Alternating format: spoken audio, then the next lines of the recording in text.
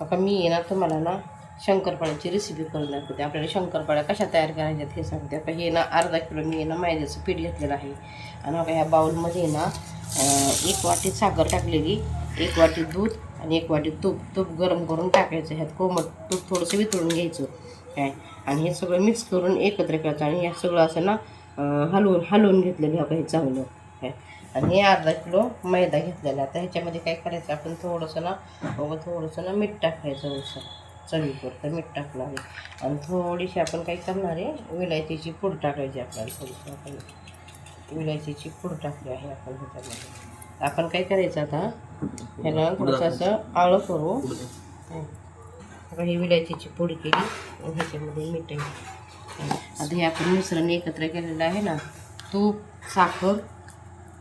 साखर आणि दूध हे एकत्र केलेले. हे थोडं कोमट करून घेतलं आणि साखर विरघळूस तर ते हलवीतच राहायचं. मग साखर चांगली विरघळली की मग ना ह्या मैद्यामध्ये टाकायचं. आपल्या मैद्यामध्ये आपण थोडं टाकून असं मळून घ्यायचं. असं मळून घ्यायचं थोडं. आता हे आपण काय करायचं सगळं मळून दाखवायचं.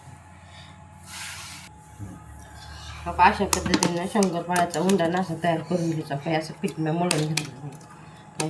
आता ह्या पिठाच्या काय करायचं तर आपल्याला नंतर आहे ना ह्याची ना पोळी लाटून आहे ना ह्याच्या छोट्या वड्या करायच्या तयार. आपण दाखवते नंतर.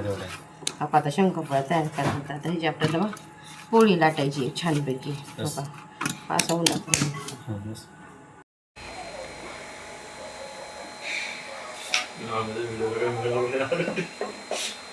हो का. आपण आहे ना आता हे शंकरपाळ्याचं पीठ मळून घेतलं आहे. मळ्याला आहे ना आता त्याची ना पोळी केलेली नको हे आपण आता लाटून घेतले आणि ही चपाती आणि घडी घालायची अशी. आता ती नंतराने परत लाटायची.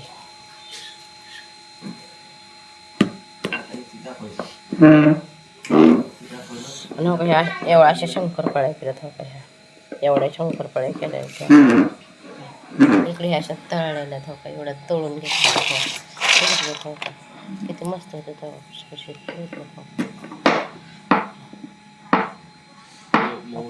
सॉफ्ट झाली ना शंकरपाळी. म्हाताऱ्या माणसाने खावा अशी झाली एकदम.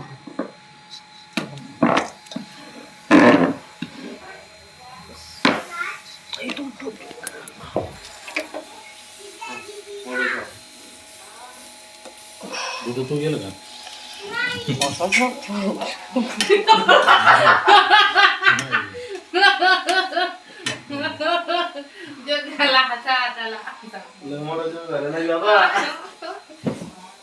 एकदा पूर्ण मोठी गोल झाली ना अशी लाटून घेतली. शंकरपाळी बघितली अशी लाटायची.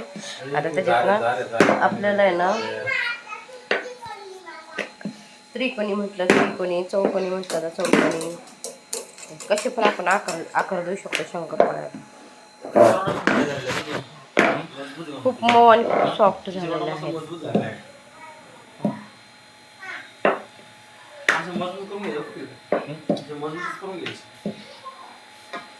आता पातळ आले.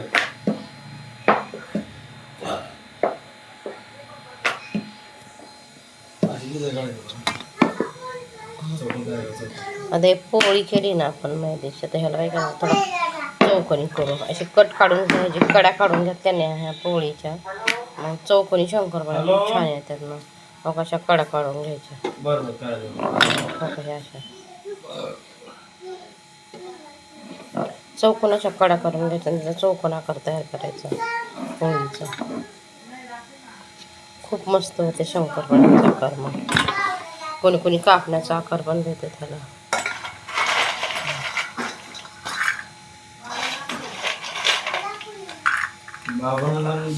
या अशा काही करायच्या चाकूच्या साह्याने म्हणा चमच्याच्या साह्याने म्हणा असं जरी केलं ना तरी जमते. अशा चौकोन कडा काढून घेतल्या ना मग चौकोनी आकार बरोबर येतो.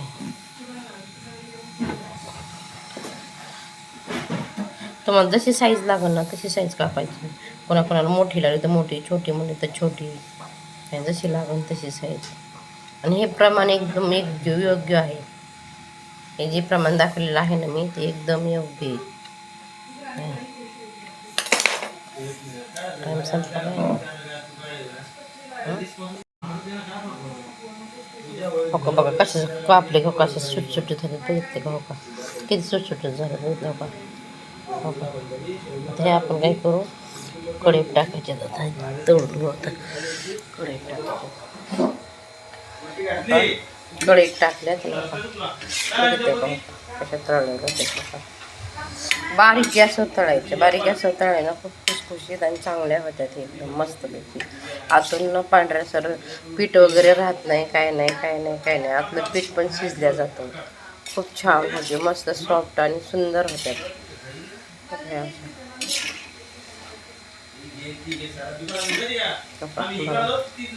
आता हे मी जे तुम्हाला माप दाखवलेलं आहे ना ते माप एकदम परफेक्ट आहे. ह्या पद्धतीने तुम्ही पण करा खूप सुंदर होत्यात खूप छान होत्या तुमच्यासुद्धा. हो का बघितलं का हो का